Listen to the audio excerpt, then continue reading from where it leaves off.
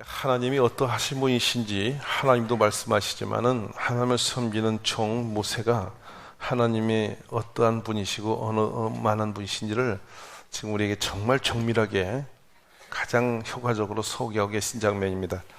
우리가 믿고 따라야 할 하나님이 어떤 분인지를 모르고 하는 건 가장 불행한 일이에요. 교회에서 그 신앙생활하면서 항상 의식해야 돼요. 내가 믿고 내가 섬기고 내가 따르고 있는 하나님이 어느 만큼의 하나님입니까? 이거는 하나님은 무한한 절대자이심에도 불구하고 우리 사람들은 자꾸 하나님을 이렇게 제어시켜요. 내 믿음의 그림만큼, 믿음의 분량만큼 하나님을 축소시켜버려요. 평생 이런 일이 큰 불행인데 우리가 그렇지 않기를 간절히 원합니다.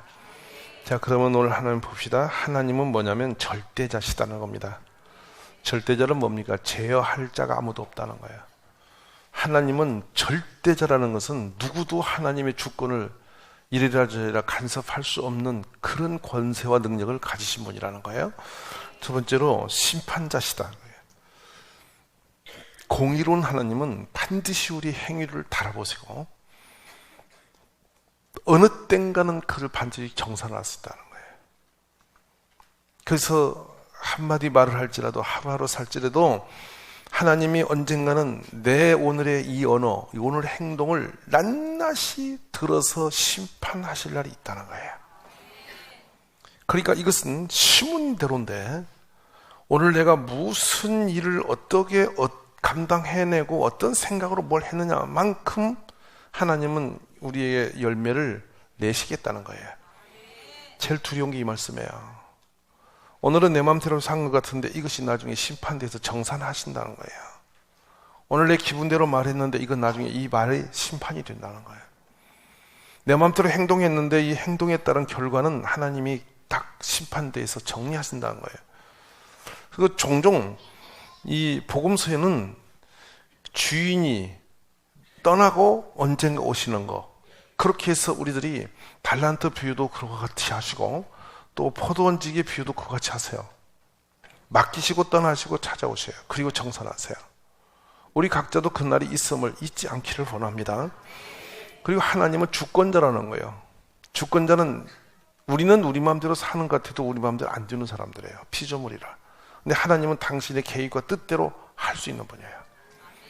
누구도 간섭할 수 없는 전능한 능력으로 그 길을 행하시는 분이 하나님이세요. 그 다음에 그 하나님의 절대자는 우리의 노력으로 우리들이 어떻게 이루고 하는 것 같아도 그렇지 않다는 거예요. 흥망성쇠, 부하고 가난하고 병들고 건강하고 우리 인생이 누리고 있는 세상의 우주 만물의 운영을 주님이 하신다고요.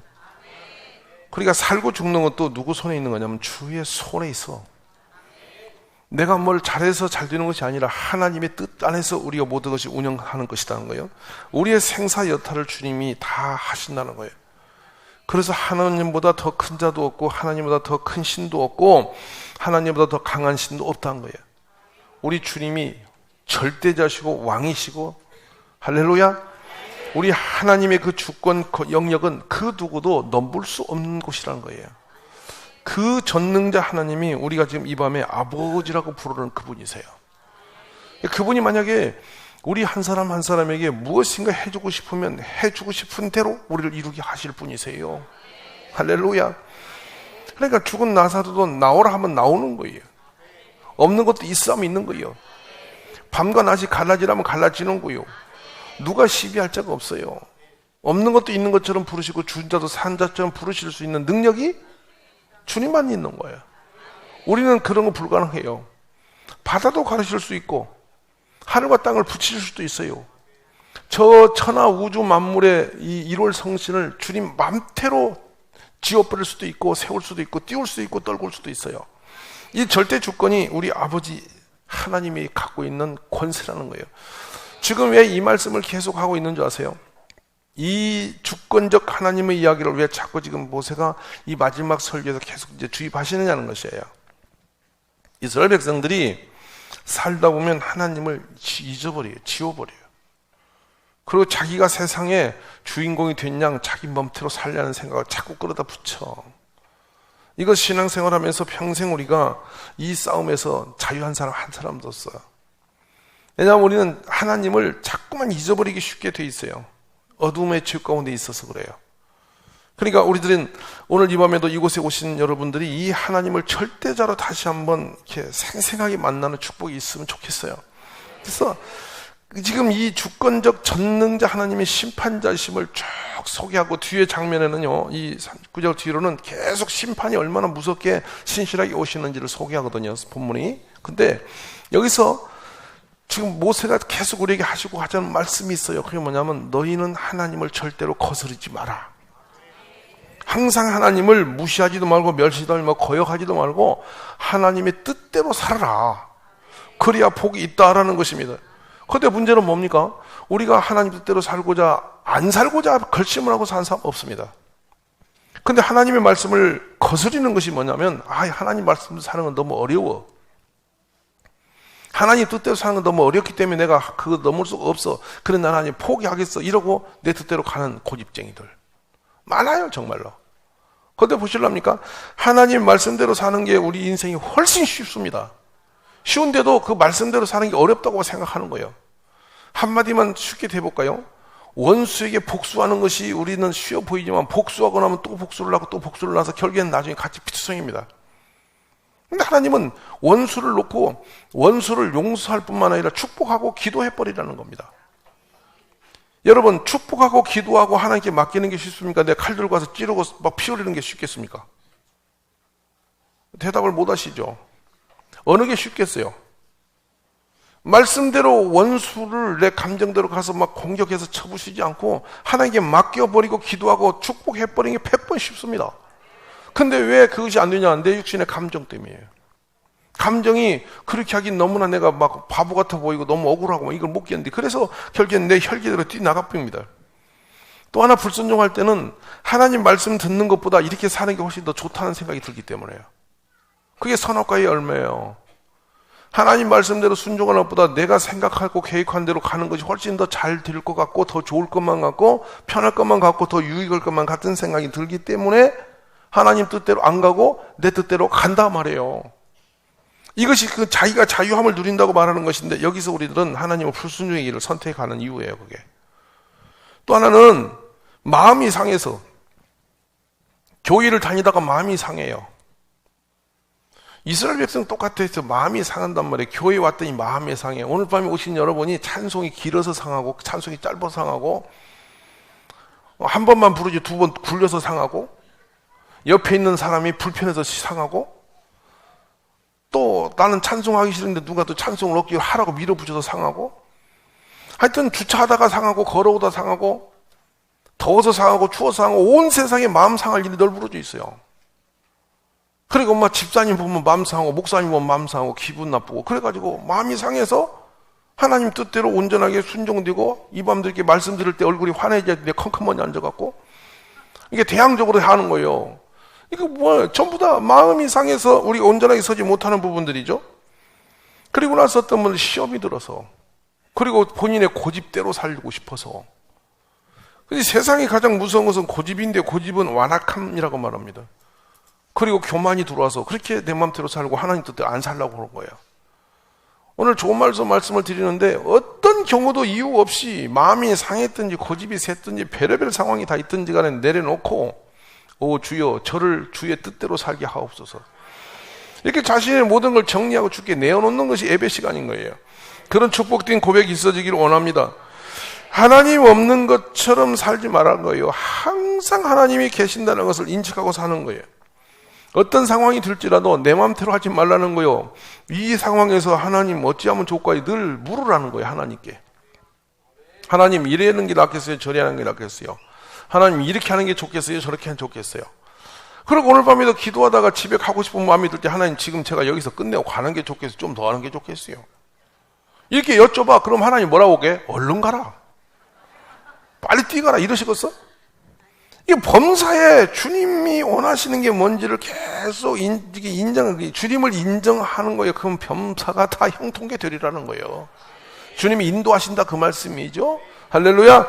그런 결단과 고백이 있어지기 바랍니다. 자, 그러면 봅시다. 하나님 말씀을 어기면 어떤 일이 벌어지는지 40절 한번 봅시다. 이는 내가 하늘을 향하여 내 손을 들고 말하기를 내가 영원히 살리라 하였노라. 자, 41, 2절 같이 읽습니다. 내가 내 번쩍이는 칼을 나를 미워하는 자들을 보응할 것이라. 내 화살이 피에 취하게 하고 내 칼이 그 고기를 삼키게 하리니 곧 피살자 포로된 자의 피용 대적의 우두머리 머리로다. 무시무시한 심판이 옵니다. 43절입니다. 너희 민족들아 주의 백성과 줄구하라. 주께서 그 종들의 피를 갚으사 그 제적들의 복수하시고 자기 땅과 자기 백성을 위하여 속죄하시리라. 할렐루야.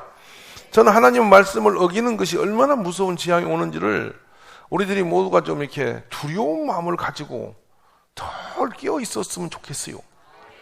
하나님 뜻을 어기면 얼마나 무서운 일이 일어나는지, 그 뒤에 대가를 얼마나 치르기가 힘든 일이 오는지를 이해하는 축복이 있으면 좋겠어요.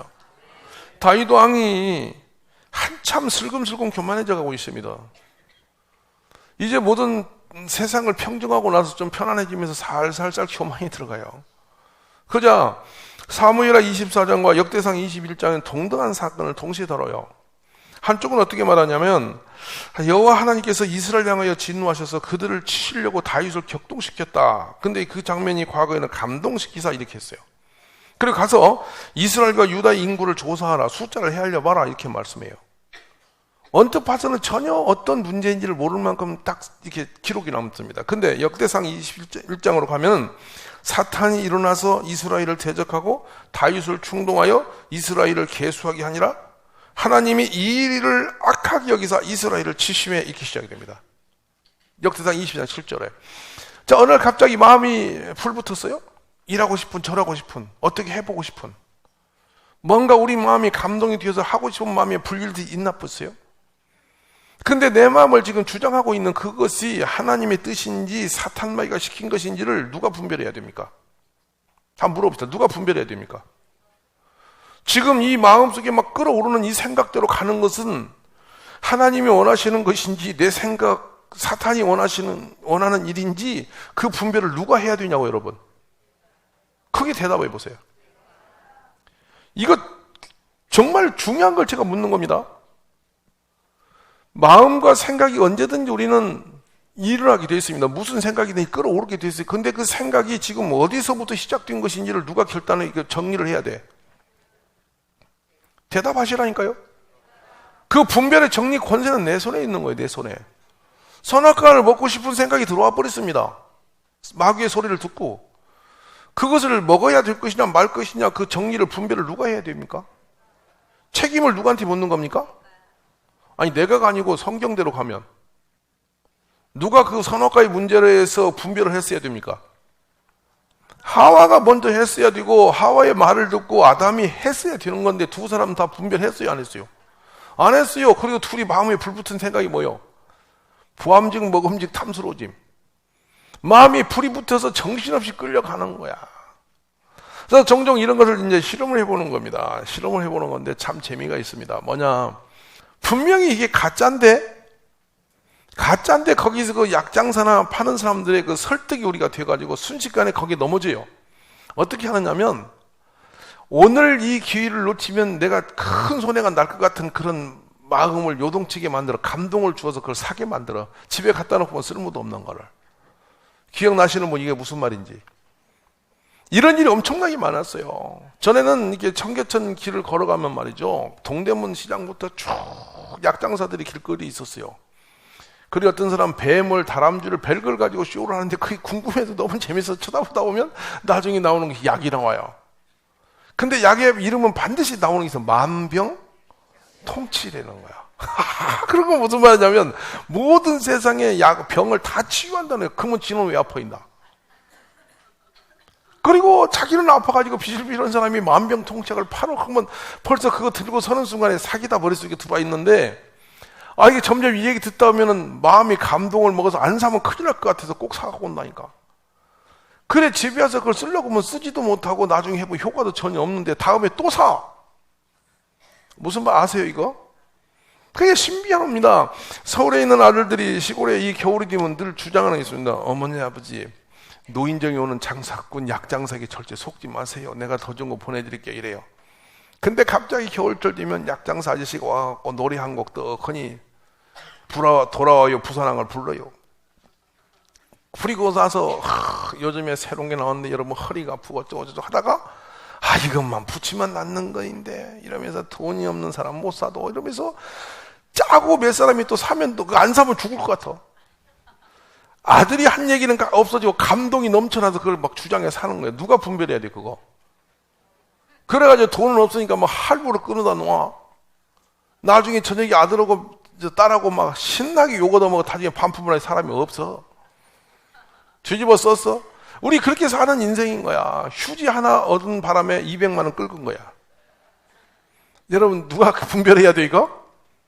잘 들으시라고. 우리가 그 얘기 들으니까 조금 우습지. 남의 동네 얘기 같지. 바로 근데 그게 우리 모습이란 말이에요. 주님 앞에서 항상 분별할 수 있는 결정권은 내 손에 있어요. 다윗이 지금 격동됐습니다. 마음이 감동을 먹었습니다. 충동이 일어났습니다. 그래서 인구, 그 백성들의 숫자를 헤아립니다. 군대 숫자입니다. 요압이 말립니다. 어림도 없습니다. 무슨 소리냐? 당장에 하라는 겁니다. 명령을 지옥에 내립니다. 왜냐하면 마음에 불붙었어요. 그 문제로 인해서 다윗은 어마어마한 하나님의 책망이 뒤따라옵니다. 왜냐하면 다윗이 얼마나 교만해서 그 일을 하고 있는지 주님은 알고 있어요. 하나님은. 그래 나중에 다윗이 깜짝 깨닫고 돌이킵니다. 이를 내가 큰 범죄를 했습니다. 제 용서해달라고 하나님께 막 주의 종을 사하여 주옵시고 종의 죄를 사하여 주세요. 내가 심히 미련하게 행하였습니다 하고 막 벌벌 빌고 있어요. 그때 가시라고 하는 선지자를 보냅니다. 하나님이. 그래서 제안을 해요. 왕이여 7년 기근에 시달릴랍니까? 석 달 동안 원수들 앞에 도망을 칠랍니까? 사흘 동안 전염병에 시달릴랍니까? 여러분 같으면 세 가지 중에 선택권이 있어. 그럼 뭘 택할 때 봐봐. 7년간 가난에 막 이 한제 그러니까 기근이 들어서 막 굶어 죽고 이렇게 막 고달프게 7년을 살랍니까? 아니면 석 달 동안 도망 다니면서 원수들에게 쫓겨다닐랍니까? 다윗의 전공이잖아 이거. 다윗은 마치 도망 다니는 게 지긋지긋한 그 사람이잖아. 이해되십니까? 그 다윗이 배고픈 거 지긋지긋하게 경험한 사람이야. 그러니까 3일 동안 전염병으로 시달리랍니까? 어떤 거 선택해? 1번, 2번, 3번. 여러분 7년 하면 7년을 언제 굶어? 맞지? 그건 너무 길어. 그러니까 긴 거 일단 제쳐놔. 두 번째 또 뭐라고 하냐면 석 달만 도망 다닐래. 이것도 전에 지긋지긋하게 당한 거예요. 다윗이 그것도 싫다는 거예요. 그러면 뭐냐? 사흘 동안 전염병. 이거 간단해 보이지. 여러분 근데 이 불순종이 7만 명이 죽습니다. 3일의 전염병으로 7만 명이 죽어요. 다윗이 너무 놀랐습니다. 눈을 들어서 막 하나님 제가 잘못한 거지 백성이 잘못한 거 아니지 않습니까? 하고 막 가서 막 하나님께 매달려서 막 울고 난리를 내고 난리 응답받고 제단을 쌓아서 그 죄 사함을 받은데 그때 보니까 여호와의 사자가 칼을 들고 노려보고 있는 걸 봅니다. 다윗이 얼마나 놀랐겠어. 오늘 여러분 불순종했는데 막 내 삶에 막 무서운 재앙이 왔는데 막 사자가 여러분 영의 눈이 열려 봤더니 막 그 사자가 천사가 막 어마어마한 칼을 들고 나를 치려고 있을 때 얼마나 두렵겠어. 다윗은 한 번의 불순종으로 어마어마한 재앙을 불러들이는데 여러분 다윗만 그러겠냐는 거예요. 불순종의 뒤에는 반드시 무서운 환란이 따라오게 돼 있어요. 평생에 사는 동안에 어떤 걸 생각하냐면 내 맘대로 아니고 아버지 뜻대로 하옵소서. 철저하게 하나님의 뜻 안에 내 삶을 드리는 고백이 있어지기 원합니다. 신비롭게도 점점점 세월이 흘러가고 시간이 흘러가면서 믿음이 좋아지면 순종이 자연스럽게 몸에 배는 줄 알았더니 점점 시간이 흘러가고 믿음이 좋아진다면서 고집스러진 사람이 너무 많아. 다윗 왕의 뒷길을 따라가는 겁니까? 세월이 흘러가고 믿음이 점점 자라나면 점점 온유해지고 더 순종해지고 더 부드러워지고 착해지고 무엇이든지 말씀하면 아멘 이렇게 사람이 돼야 되는데 점점점 눈동자가 독해지고 점점점 말이 많아지고 점점 고집이 세어지고 뭔가 디대기 시작하고 버티기 시작하고 고집을 세고 있어요. 나는 신비로운 신앙을 다 본다 이걸. 믿음이 자라나면 사람이 자기 본인이요 온유해져요. 성령이 들으시면 사람이 부드러워져요. 하나님을 점점점 두려워져요. 그래 점점점 자신은 작아지고 주님은 점점 커지는 삶을 살아요. 이게 신앙의 성숙됨이에요. 맞습니까? 그리고 분별력이 점점 일어나서 하나님의 거룩한 뜻과 내 생각이 옳고 그름에 대한 분별이 계속 일어나서 하나님의 뜻 안에 내 삶을 드리려고 하는 그런 고백적인 일이 자꾸만 일어나요. 아멘. 우리가 그렇게 살 때 하나님의 영광, 축복이 임하게 되는 거예요. 오늘 밤에 그걸 한번 여러분이 기도 가운데 정산해 보셔야 돼요. 다윗처럼 내가 하나님을 멸시하고 무시하고 그렇다 안 한다 하면서 내가 왕이 된 양 내 생각을 자꾸만 옳다고 뒤면서 밀어붙이고 있는지 아는지를 우리 스스로 분별하시라는 거예요. 아멘이세요? 이거 굉장히 중요해요. 제가 지금 이 말씀을 드리면서 어떤 목사의 말을 들으라는 게 아니에요. 분별의 영을 깨우라는 거예요. 이게 내 생각대로 사는 건지 하나님 뜻대로 사는 건지 늘 그 기준을 가지고 실험하시라는 거예요. 기도하면서도 마찬가지예요. 어떤 기도 제목이 내 손에 올지라도 이 기도 제목이 내가 정말 하나님께 구할 기도 제목인지 이게 인간의 욕망을 하는 건지 분별하게 하옵소서. 범사의 작은 것까지도 전부 하나님의 뜻을 여쭙고 달려가는 우리 지혜자들이 되시기 원하는 거예요. 말씀을 정리하면 여러분, 이 땅에 우연은 없어요. 우연은 없어요. 어떤 상황이든지 하나님이 내 앞에 있는 그 일을 통해서 하나님을 분별하게 하세요. 이게 지혜입니다. 우리 한번 그런 깨달음이 일어나기를 간절히 원합니다. 하나님이 얼마나 지혜롭고 은혜스러우시냐면 어떤 문제든지 하나님이 뜻대로 구하면 바로 들으세요. 딱딱딱딱 정산하세요. 참 신비롭게 놀라요. 그러니까 주님의 뜻대로 행하고자 하면 주께서 그 뜻대로 응답을 하시고 이루시게 하신다니까. 순종된 삶을 사는 것이 복됨을 믿으시기 바랍니다. 우리 모두 그런 역사가 일어나기를 간절히 원해요. 이제는 나고 내가 그인 줄 알라. 제발 이제라도 알아라. 누가 그런 말씀을 당부하세요 지금? 이제라도 내가 하나님인 줄 알라. 나 위에는 다른 신이 없다. 나는 죽이기도 하며 살리기도 한다. 상하기도 하며 낫게도 한다. 내 손에 능히 빼앗을 자가 없다. 하나님이 절대 주권으로 우리를 살리기도 하고 죽이기도 하고 부하기도 하고 가난하기도 하고 높이기도 하고 낮추기도 하시는 권이 있다. 그럼 누구 비유만 잘 맞추면 되죠? 아주 간단합니다. 하나님보다 단순한 분은 없어요. 정말 단순해요. 우리 하나님의 노선은 아주 간단해요. 여러분, 그 단순하신 하나님 한 분도 감동을 못 신다면 이건 머리 아파요. 아시겠지? 그 단순하신 하나님 한 분을 우리가 감동을 못 주고 자꾸 어긋나게 산다면 이건 참 불행한 사람이에요. 오늘은 우리가 하나님의 뜻을 이루어가는 선한 믿음의 동역자를 되시기 원합니다. 아멘이십니까? 그래서 주여 저를 순종에 된 사람으로 살게 하옵소서. 무엇이든지 말씀하옵소서. 이 종이 주의 종이 듣겠나이다. 옆에 모두 인사 한번 하서 언제 들어본 적 있나요? 인사 한번 해보세요. 생각합니다. 우리들이 하나님 말씀을 순종하면 버릴 것이 없습니다. 주님은 그림자가 없으세요. 후회가 없으세요. 주님의 뜻대로 걸어가면 절대 실패가 없습니다. 물 가운데 불 가운데 들어갈지라도 주께서 거기서 길을 내시고, 사막의 광야에 설지라도 거기서 길을 내시고 물을 내시는 분이 주님이시니 결코 실패가 없는 분이 주님이세요. 이제 우리가 늘 마음에 정리할 오늘 밤의 기도에는 주여 주의 뜻대로 살게 하옵소서.